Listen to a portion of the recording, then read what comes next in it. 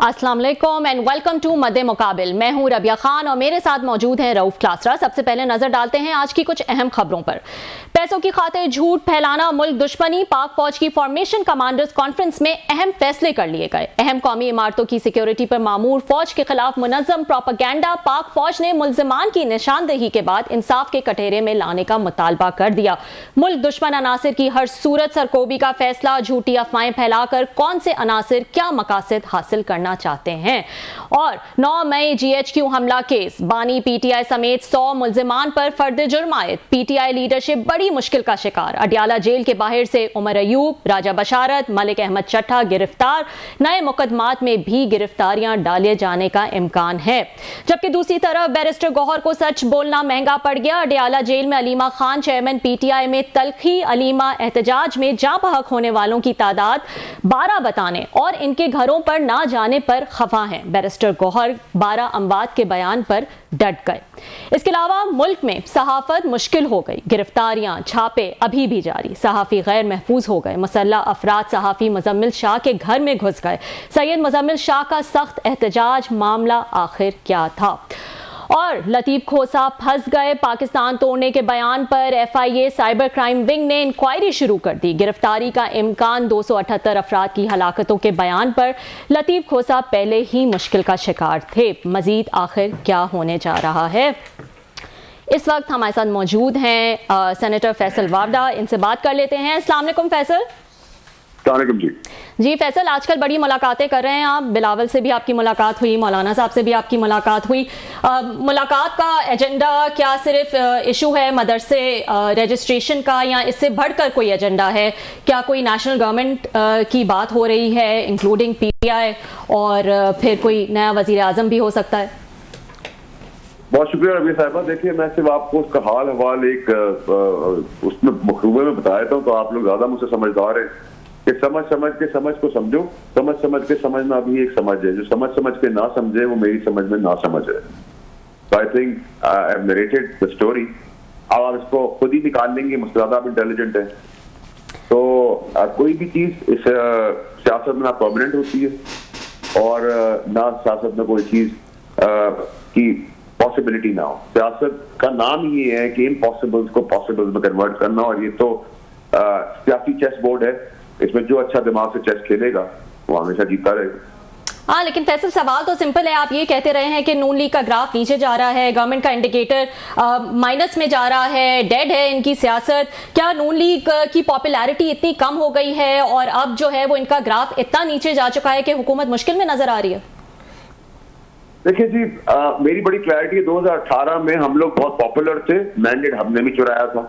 कम और ज्यादा का झगड़ा जरूर हो सकता है, बहस हो सकती है, तो मैंडेट तो इधर भी चोरी हुआ है। और जो इक़्तिदार में आ जाता है वो कभी भी ये नहीं कहता मुझसे गलती होगी, मैंने गलती की। ना हमने कहा था, ना ये कहेंगे, ना आगे आने वाले कहेंगे, तो वे निकाले जाते हैं। नंबर 1। नंबर 2 है कि बुलंद तरीन सतह थी, आज कम तरीन सतह है पाकिस्तान की 6.5 साल बाद महंगाई की शरह में, जो बहुत जबरदस्त इकदाम और खुशाइन है। लेकिन उसको भी अगर कोई मार्केट ना कर सके तो मैं क्या कहूँ उनको? पॉपुलर कहूँ, इंटेलिजेंट कहूँ, अक्लमंद कहूँ, कॉम्पिटेंट कहूँ, काबिल कहूँ? तो फिर आप मुझे कहेंगे कि फिर मुझे अपना तवाज़ुन ठीक करना चाहिए, कि मेरे ट्वीट कर देगा कासिम सूरी कि मैं पागल हो गया हूँ। तो आप मुझे बताएं, आप किसमें खुश हैं? Don't you think what I am saying is right? और जो मैंने आपको जो मैंने आपको इलेक्शन के दौरान आपका तजबिया दिया था, मैं आज भी स्टूडियो पर खड़ा हूँ। ये एक्सपायर्ड जमहूरी लाशें हैं। ये पाकिस्तान का मुस्तकबिल जो है, 80 साल का आदमी, 77 साल का आदमी, ये पुरानी शक्लें हमारी पैदाइश से चल रही है, वो अब नहीं आगे चल सकती। अब इसका विजन 1 हफ्ते बाद है, 1 महीने बाद है, 1 साल बाद है, या 10 साल बाद है। मैं अपनी राय पे खड़ा हूँ। अब वो राय मेरी गलत होगी तो आप लोग बता दीजिएगा, सही हुई तो आप शाबाशी दीजिएगा। आप कह रहे हैं ये पुरानी शक्लें जो हैं वो अब नहीं चल सकती, लेकिन अगर हाइब्रिड निजाम ही चल रहा है मुल्क में, तो क्या इस वक्त शहबाज शरीफ से बेहतर कोई ऑप्शन या इस गवर्नमेंट से बेहतर कोई ऑप्शन हो सकता है? देखिए, शहबाज शरीफ साहब जो है वो बिल्कुल एक उनको छोड़कर पंजाब हुकूमत की अपनी गेम चल रही है। इनके अपना बोझ, ये इनको ना रियासत से मसला है, ना आपसे मसला है, ना सियासतदानों से मसला है, ना पॉलिटिकल पार्टियों से है, ना आवाम से है, ना अदलिया से है। इनको मसला इनकी अपनी सफों में अपने वजन से और किसी से नहीं है। अब देखिए, जो खतरनाक नैरेटिव बुशरा बीबी ने चलाया पठानों वाला, और उसको फिर बारीकी से काम उतारा गवर्नमेंट के वजीरों के बयानात में कि रियासत और पठान सामने सामने है, पीटीआई और रियासत आमने सामने है, which was not the case. और आज जो बहुत इंपॉर्टेंट चीज है इस प्रेस रिलीज करते हैं, वो 4 बड़े मेजर पॉइंट्स हैं, उसको गौर करके देखें। पहला पॉइंट ये है कि आर्मी चीफ ने क्लैरिटी से बताया कि हम पाकिस्तान और उसकी आवाम के साथ हैं, हम किसी सियासी पार्टी के साथ नहीं है, ना हम किसी के मुखालिफ ना किसी के साथ। नहीं, मैं आपको बता रहा था, उन्होंने क्लियर कर दिया, उनकी अथॉरिटी ऑफ पेडिस्टल डिफरेंट है। तो एक पेज का बीज हम भी बोते थे, तस्वीर पढ़ते थे। तो कोई ये ना समझे कि फौज जो है किसी जाती मुलाजिम है, वो आइन और कानून के ताबे जो हुकूमत मुंतखब आएगी, मुल्क के लिए बेहतर काम करेगी, वो उसको सलाम करके जो आइन और कानून कहता है वो करेगी। और उनका काम और मैंडेट है, उन्होंने कसम खाई हुई है कि वो मुल्क के बाहर भी दुश्मनों को संभालेंगे, मुल्क के अंदर भी दुश्मनों को संभालेंगे। तो उसके अंदर भी मेरी क्लैरिटी है। दूसरी चीज उन्होंने कहा, अफगानिस्तान हमारा ब्रदर मुल्क है, अपने जमीन को ना इस्तेमाल करने दे टेररिज्म के ऊपर। तो जो अफगानिस्तान की गेम चलाई थी पीटीआई ने, वो भी आज फ्लॉप हो गई। क्या अफगानिस्तान नैरेटिव बना, अफगानिस्तान और पाकिस्तान आमने सामने खड़े हो गए। टेररिज्म की बात हो रही है, टेररिज्म के अंदर कोई मुल्क नहीं होता, कोई मजहब नहीं होता। तीसरी चीज उन्होंने ये कही है कि ये पठान पंजाबी सूबाइयत तासुब की सियासत हम नहीं होने देंगे, which was again very brilliant. ये आना चाहिए था, पठान हो, महाजिर हो, सिंधी हो, बलोच हो, कोई भी जात हो, अकलियत भी जो है वो हमारे मुल्क का हिस्सा है। और लास्ट और मोस्ट इंपॉर्टेंट चीज चौथी, के प्रोपेगेंडा जो आप डॉलर्स कमाने के लिए फेक न्यूज़ चलाते हैं, बैरून मुल्क चलाते हैं, और उनके पासपोर्ट और आईडी कार्ड भी सस्पेंड नहीं हो रहे। इमरान खान साहब की गवर्नमेंट में नवाज शरीफ साहब का हो गया था, लेकिन जो मफरूर है सूरी टाइप लोग जो प्रोपेगेंडा कर रहे हैं, जो जीएचक्यू को ब्लेम कर रहे हैं, और जो ऐसे ट्विटर अकाउंट चला रहे हैं, जो पीटीआई इमरान खान साहब का ट्विटर अकाउंट चला रहे हैं, जो ट्विटर अकाउंट की रीट्वीट रॉ कर रहा है, डीएनए कर रहा है, वो सब के पासपोर्ट हिरासत क्यों नहीं, उनके पर सजाएं क्यों नहीं हो रही, वो होनी चाहिए। उसके लिए कोई नया कानून बनाना पड़ेगा तो वो भी बन जाएगा, और इसके लिए कोई और चीज करनी पड़ी तो हम सबको बड़े, ये सबके लिए बड़ी इंपॉर्टेंट प्रेस रिलीज है। सबको इसको समझ के इत्मीनान से, जिम्मेदारी से, डर खौफ से आगे बढ़ना होगा, सेंसिबल और रिस्पॉन्सिबिलिटी के साथ। जी बहुत शुक्रिया आपका Faisal, thank you very much. आपको ये एस्टेब्लिशमेंट के करीब समझा जाता है, जो पाकिस्तान के टॉप के बड़े लोग हैं उनके साथ आपका साफ ज़ाहिर है मिलना जुलना भी है, और आपने इस बात को हमेशा ओन भी किया है। आप ये पिछले कुछ 2-3 दिनों से हम देख रहे हैं, कुछ अरसे से आप जब हुकूमत पे तनकीद करते हैं, प्राइम मिनिस्टर पे करते हैं, इनकी नलायकियों पे, नाअहलियों पे और इस तरह की चीज़ें एक्सपोज करते हैं, तो आम तौर तो ये जाएगा कि फिर पाकिस्तानी आर्मी इस्टेब्लिशमेंट जो है वो नवाज शरीफ साहब, इनकी हुकूमत, इनके वजीरों से नाखुश है, लिहाजा जो बातें आप कह रहे हैं तो वो हुकूमत भी यही समझेगी कि अगेन इस्टेब्लिशमेंट की तरफ से आ रही है। ऑलरेडी हुकूमत अंडर प्रेशर है पीटीआई की तरफ से, ऊपर से आप जब हीट उनको देते हैं ज़रा थोड़ा सा वो मज़ीद मसाइल में आते हैं। तो आपको लगता नहीं है कि आप एक तरह की मैसेजिंग कर रहे हैं अगेन इसको हुकूमत को फ्रॉम एस्टेब्लिशमेंट? देखिए रऊफ साहब, सबसे पहले तो ये कि मैं अपने रिश्ते, दोस्ती और दुश्मनी में खुल कर निभाता हूँ जी। अपना सर भी दे देता हूँ, दूसरे का सर भी ले लेता हूँ, ये आपको भी पता है सर।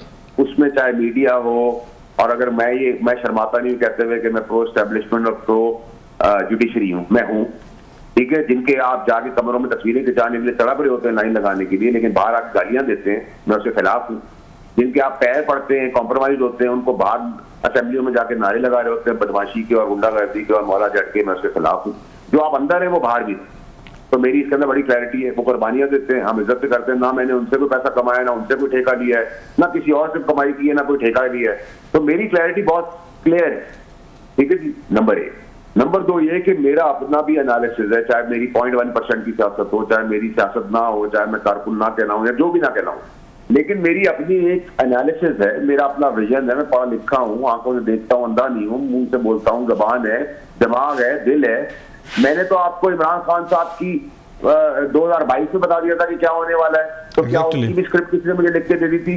जब फैज अमीद के खिलाफ मैं खड़ा हुआ, जब वर्दी में DTISI थे, तो मैं फौज का तर्जुमान क्यों नहीं था, मैं पुलिस का करीब था। और अगर मैं आज नून लीग की बात कर रहा हूं, तो अगर नून लीग अपनी हमाकत में मार्केट नहीं कर सकती, अपने पैरों पर खड़ी नहीं हो सकती, सस्ती चीजों को मार्केट नहीं कर पा सकती, पीरनी या बुशरा बीबी के नैरेटिव को बारीकी से आग लगा के रियासत और पठानों को आमने सामने खड़ा करने की कोशिश करती है, फौज को पीटीआई के सामने खड़ा करने की कोशिश करती है, तासुर देती है, जबकि वो खुद उसके आमने सामने खड़ी है, तो फिर आपको मैं क्या कहूंगा? मैं उनसे कहूंगा ये बहुत लाइक है। क्यों सर? मेरी तो कोई फाइल मुझे लेके जमीन नहीं लौट कर आनी, मुझे कोई ठेका नहीं लेना, मैं किसी का बापा नहीं खाता, मुझे वजारत नहीं बननी, मुझे उनकी पार्टी का हिस्सा नहीं बनना, मैं इंडिपेंडेंट हूँ। आप ये काम करेंगे, सपोर्ट करूंगा, नहीं ठीक काम करेंगे अपने उतार दूंगा सर। मेरा तो बहुत सीधा सीधा हिसाब किताब। अच्छा, नहीं, आपकी बातों से लग रहा है कि ये हुकूमत तो नालायक है, इनका जानबूझकर ये चाहते हैं पीटीआई और फौज जो एक दूसरे से अंगेज रहें, लड़ते रहें और ये महफूज रहें। आपकी बातों से तो ये तस्वर लग रहा है कि उन दोनों को लड़ा के खुश है। आपको मैं तासुर नहीं, हकीकत है। राइट, ये बिल्कुल ठीक बात कर रहे हैं आप। इनको तब तक सूट करता है जब तक ये तासुर पैदा करते रहेंगे, दोनों आमने-सामने लड़ रहे हैं, तभी तक इनकी पॉलिटिक्स चलेगी। वरना आपको लगता है कि एक्सपायर्ड जनाजे जो हम पॉलिटिकल पार्टियों में लेके चल रहे हैं सारा साल, इन्होंने कोई पाकिस्तान को दिया है? आज महंगाई कम हो गई है, डॉलर नीचे आ गया है, पेट्रोल नीचे है, स्मगलिंग कटेल है, इंटरेस्ट रेट नीचे आ गया, इन्वेस्टमेंट आ रही है, करंट अकाउंट डेफिसिट बढ़ रहा है, स्टॉक एक्सचेंज बढ़ रही है, ये दहशतगर्दी खत्म हो रही है, बॉर्डर पे जाने दे रहे, वो सब मेरा बाप कर रहा है या ये जमहूरी हुकूमतें कर रही है, या इससे पहले वालों ने किया था, या इनकी शक्लों पे पैसा आ रहा है, इनकी गारंटी है, या इनसे पहले वालों की है, SIFC है, फौज है। आप आर्मी चीफ को चेहरा बेच रहे हैं, आप उस इदारे को चेहरा बेच रहे हैं जब भी मुल्क पाकिस्तान में पैसा आ रहा है, वरना कौन लगाने को तैयार है? मैं खुद पे बाहर का पैसा बेच के ला रहा हूँ, मुल्क के अंदर किसके जेब पे ला रहा है? तो इसी के मुंह पे ला रहा हूँ। अगर मुझे पता होगा इनके हवाले है तो इसको मेरे कपड़े भी महफूज नहीं है, ना इससे पहली वाली गवर्नमेंट, ना उससे पहली वाली, ना आगे आने वाली। अच्छा सर, ये एक बात बताएं, आपकी जो बातें आप कह रहे हैं जो समझ में आने वाली हैं, इसी तरीके से डिफरेंसेस बढ़ते रहे एस्टेब्लिशमेंट में और ये प्राइम मिनिस्टर ऑफिस में या हुकूमत के दरमियान, और आपको पता है हिस्ट्री ऑफ पाकिस्तान में इमरान खान साहब के भी इख्तलाफात हो गए थे, नवाज शरीफ साहब के भी हो गए थे, और बाकी पार्टी अल्टीमेटली घर जाना पड़ा। तो फिर क्या एस्टेब्लिशमेंट के पास ये प्लान बी होगा कि ये हुकूमत तो अगर अनपॉपुलर ऑलरेडी है, इसकी क्रेडिबिलिटी के मसाइल हैं, ये उनका नैरेटिव नहीं सेल कर पा रहे, ये डिफेंड नहीं कर पा रहे और फौज के लिए आके मजीद मुश्किलात पैदा कर रहे हैं, तो क्या करेगी फिर फौज? इनको हटा कर उनके पास क्या ऑप्शन है फिर? सर एक बात का जवाब आप और साथ जो आपके हमारी दूसरी एंकर है जी रबिया जो है रबिया साहिबा बता दें जी जी कि अगर वजीर आके ये बयान देगा कि भाई नमाज पढ़ने की जगह कंटेनर नहीं है इसलिए हमने फेंक दिया और वो मरा नहीं है, तो मैं उसको हार पहनाऊं? मैं क्या करूं? मुझे बताएं। अगर आप गरीब आदमी जो काबुल में या शिनवारी होटल में बेटा है जिसको हम 2018 से जानते हैं, हमें खाना खिलाता है, उसको ID कार्ड लेके इन्वेस्टिगेशन के लेके जाएंगे, जबकि मैं तारीफ करूंगा इस्लामाबाद पुलिस की कि जैसी ये बात आई उन्होंने जिनकी जो इनोसेंट लोग थे उनको छोड़ दिया। मैं उम्मीद करता हूँ सारे छूट गए होंगे इनोसेंट, लेकिन जहां जो जिस तरह से मुझे आई थी जो वेटर्स की, वो सब वापस खैर खैरी से पहुंच गए। तो अगर आप एक तासुर देंगे, ये आप तासुर देंगे, तो ये तो गलत है ना सर। ये जाग पंजाबी जाग वाला अच्छा फैसल, एक और बताएं सर, आप ज़्यादा सवालात करके हम आपसे ज़्यादा बातें पूछने के इसमें लिहाजा माइंड ना कीजिएगा if I interrupt you sir, कि ये जो बातें हैं जो आप कह रहे हैं आपको समझ आ रही हैं, लोगों को भी आ रही हैं, क्या एस्टेब्लिशमेंट ने ये बातें हैं, आर्मी चीफ ने या DGI ने ये बातें उन्होंने प्राइम मिनिस्टर साहब से भी की हैं, या सिंपली अगेन वो समझते हैं कि आपका कह देना काफ़ी है, मैसेजिंग ये उनको हो गया, तो आपस की मुलाकातों में भी गुफ्तगू होती है सर?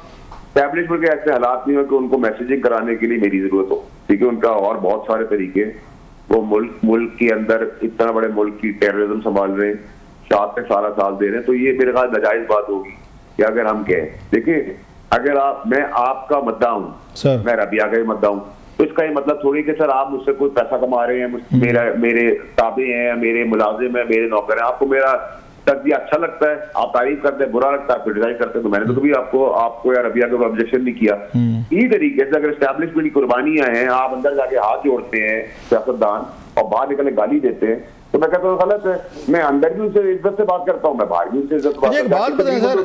वहां जहाँ किसी का बाप नहीं खड़ा हुआ, फैज हमीद के आगे है DGI का यूनिफॉर्म, मैं खड़ा हुआ, कौन सी चीजों से मैं नहीं गुजरा, आपको नहीं पता रहू साहब, तो उस वक्त तो मुझे कभी किसी ने क्रेडिट नहीं दिया कि भाई तुम तेरी सोच ही बड़ी। जनरल फैज हमीद साहब से याद है सर जी, उनका वो चल रहा था, वो सुन रहे थे कि उनका तकरीबन कंप्लीट हो गया है कोर्ट मार्शल, कोई उसकी खबर है सर? आपको कहा था रऊफ साहब के 25 नवंबर 24 की तारीख इसलिए कही है PTI ने प्रोटेस्ट, क्योंकि 25 से चार्जेस फ्रेम होने, वो 25 के बजाय 5 को हुए, आज जाके हुए। तो इसी तरह उनका भी बहुत तेज चल रहा है, जो PTI की धलदली है उस हिसाब से वो भी अनाउंसमेंट जल्दी आ जाएगी। आपको मैं 25 को कहता हूँ, 5 तारीख को आया था, तो डेट ना अगर पकड़े, पाकिस्तान में तो सर सिवाय खबरनामे के कोई भी चीज टाइम पे नहीं होती।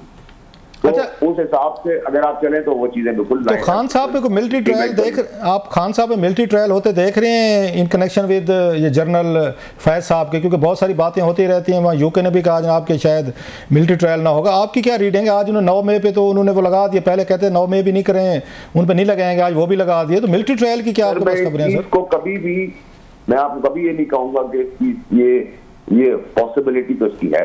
अच्छा, इसकी पॉसिबिलिटी ना होना जो है वो पेपर से ऊपर नहीं, बहुत ज्यादा पॉसिबिलिटी है इसकी, और इसको हमें बड़ा सीरियसली रहती है। इसी जेल के अंदर तारा मसीह भी था सर, याद रखिए। आप ये भी याद रखिए मुल्क की हिस्ट्री, इस मुल्क में ऐवान से फांसी के फंदे पे चढ़ा दिया और जेल से ऐवान में बिठाया इस मुल्क में। तो ये तारा मसीह और ये दो जो मैंने आपको मिसालें दी है, इसको बहुत बारीकी से सोचें, इसको बहुत डेंजरसली सोचे। नहीं, जो खान साहब पे सर गेम के अंदर बीवी हवारी और सब उसकी जान का भी सौदा कर देंगे ये, और उसकी जान बचाने के लिए हम निकले हैं, तो हम संभालेंगे उसके लिए जो बेहतरीन कसरतें करेंगे, और गवर्नमेंट को भी कहेंगे कि जितनी और एसओपी सख्त हो सकती है उसको बचाने के लिए वो की जाए। आपने बात की बिलावल से या मौलाना फजल रहमान साहब से, आप कह रहे हैं कि आपने उनसे इमरान खान साहब की जान बचाने के हवाले से भी गुफ्तगू की है, इस तरह की गुफ्तगू हुई है? मैंने बिल्कुल की है, मैंने अपना मौक़िफ़ उनको पेश किए, और उन सबकी भी किसी की भी जिंदगी इमरान खान समेत बहुत रेलेवेंट है, इंपॉर्टेंट है। मेरा काम था, मैं 15 तारीख के आज 5 मुल्कों में भी जा रहा हूँ, वहां भी डिग्निटी से मिलूंगा, वहां भी अपना मौक़िफ़ दूंगा कि पोलराइज्ड है, मार धाड़ गालन। तो उनका क्या रिएक्शन था सर? उनका क्या रिएक्शन था मौलाना साहब का बिलावल का? उसकी बीवी और सहवारियों से मैं तो खुलेआम बोल रहा हूँ। उनका क्या रिएक्शन था सर? मैं बोल रहा हूँ अल्लाह ना करे कुछ हो जाए और 45 साल बाद आप भुट्टो साहब की तरह बोले ओहो बड़ी गलती हो गई थी। अगर आप लोगों कौम को हो चाहिए कि 45 साल बाद रिग्रेट करना है तो ठीक है, नहीं रिग्रेट करना तो मेरी बात सुन ले। तो सर उनका क्या रिएक्शन था? उनका क्या रिएक्शन था उनका, बिलावल साहब का और मौलाना फजल रहमान साहब का, इमरान खान साहब की जान के खतरे के हवाले से जो आपने बातें की? क्योंकि एफआईआर भी दर्ज हो गई उन पे, 4 रेंजर्स के जो जवान वो ये शहीद हुए थे, वो भी उन पे कत्ल के एफआईआर, तो वो तो 302 लग गया सर, और 324 भी लगाई। मैंने सर तारा मसीह आपको जो है वो सर मेरे वालिद का सरनेम थोड़ी है। मैंने तारा मसीह से लेके फांसी के फंदे तक ऐवान वाले जाने को और जेल से ऐवान में आने की मिसाल दी है, तो मिसाल समझे ना सर, मैं कितना और खुल के बोलूं सर। अच्छा, लास्टली सर, लास्ट क्वेश्चन, आप जितने वोकल हैं, जितनी बात करते हैं, बहुत सारी खामियां भी लेके आते हैं, मीडिया पे भी आप ज़्यादा नज़र आते हैं, बहुत सारी चीज़ें एक्सपोज करते, डिफेंड करते। अगर हुकूमत आपको ऑफ़र करे कि आप हैं, हमारे पास कोई नलायक लोग हैं, नलायक वज़ीर हैं, जो हमारा ये नरेटिव है इस्टेब्लिशमेंट का वो उसको सेल नहीं कर पा रहे, आप बेहतर तरीके से बात करते हैं, मीडिया को मैनेज अच्छा कर लेते हैं, तल्लुकात हैं, हर जगह नज़र भी आते हैं, मेहनत भी है, आप हैं और हमारा ये महाज ये संभालें as a federal minister for information या व्हाटएवर, और हमें डिफेंड करें, क्योंकि अभी आपने चीज़ें बताई भी हैं बहुत सारी जो डिफेंड मतलब आपका ख्याल है नहीं कर रहे, अच्छी चीज़ें जो हो रही हैं, आप ये ऑफर कबूल करेंगे सर? साहब मैं समझता हूँ, मेरा गुमान है कि अल्लाह मुझसे नाराज है।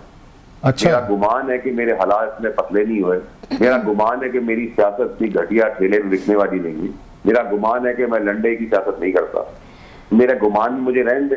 मेरा ऐसा ना कोई प्लान है पीटीआई में जाने का, ना गवर्नमेंट में जाने का। आपको कोई मुस्तकबिल में कोई लंबी पोस्ट पे आंखें तो नहीं है सर जी? सर ख्वाहिश, कोशिश, मेहनत, मुशक्कत कर रहा हूँ, मेरा भी राइट बनता है। एब्सोल्युटली अंडर पेड हूं, मैं समझता हूँ सेनेटर, मैं बड़ा क्लियर हूं इसके अंदर। जाते जाते फैसल से एक सवाल। फैसल आजकल बड़ी आप तारीफें कर रहे हैं, बड़े मेहरबान हैं बिलावल साहब पे। आप मैं सुन रही थी, आपने कहा कि जो है वो बड़े मैच्योर हैं और ग्रेट सियासतदान हैं, he is young blood, energetic है, तो आप बड़े मेहरबान लग रहे हैं बिलावल साहब पे। मुक्तदिर हल्के भी वो भी यही ख्यालात हैं उनके बिलावल साहब के बारे में? रबिया साहिबा मुझे एक बात बताएं कि अगर बिलावल बगैर बोटॉक्स, फिलिंग और बगैर सर्जरी के 36 साल का आदमी है तो मैं क्या करूं, उसको बुढ़ा कहूं? अगर वो पढ़ा लिखा है तो क्या कहूँ, जाहिल कहूँ?